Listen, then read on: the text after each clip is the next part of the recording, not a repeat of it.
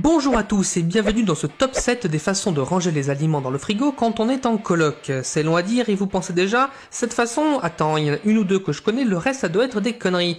Et non, détrompez-vous, jeune impudent, il s'agit bel et bien de cette façon objective de ranger vos commissions dans le frigo. Cette façon dont certaines pourront vous ouvrir les yeux vers les univers inexplorés du partage d'appartements. Vous êtes prêts ? Numéro 1, chaque étagère égale un coloc. Oui, on commence simple, c'est la méthode la plus commune et si vous êtes vous-même en coloc, c'est certainement celle-ci que vous utilisez, vous, derrière votre ordinateur.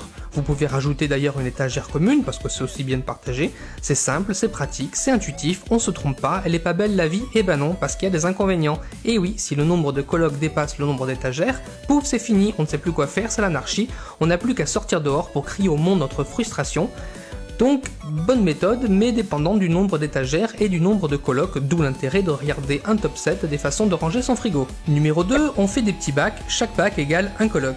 Si, ça existe des petits bacs à mettre dans le frigo et en fonction de leur taille, on peut en mettre tout plein. Alors c'est pratique pour les grandes colocs qui ont qu'un seul frigo. D'ailleurs, t'es dans une grande coloc et t'as qu'un seul frigo. Allô, non mais allô quoi. Et oui, c'est pratique pour le rangement, mais c'est petit. Il faut avoir des petits besoins ou bien répartir ce qu'on met dans le frigo et ce qu'on laisse pourrir sur la table pour amuser ses colocs. Numéro 3, les étiquettes. C'est entre l'anarchie et l'ordre, tout est mélangé, mais tout est étiqueté. Le jambon appartient à Rachid et le bœuf halal à François, ou l'inverse, il faut pas se tromper d'étiquette. Comme disent les anglais RTFM, read the fucking manual. C'est une bonne méthode qui permet d'optimiser les capacités spatiales du frigo, mais c'est long et en plus il faut écrire et tout ça pour garder sa bouffe bien à soi.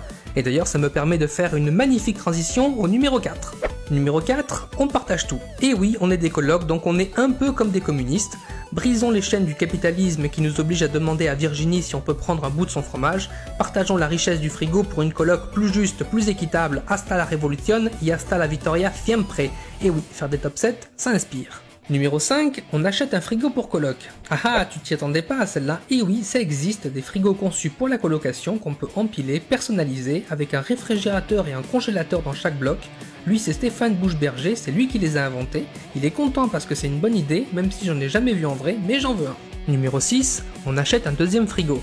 Ben oui, si un seul frigo c'est pas assez, t'en achètes un deuxième. C'est évident quoi. Alors 2 frigos pour 2 colocs, c'est la perfection absolue.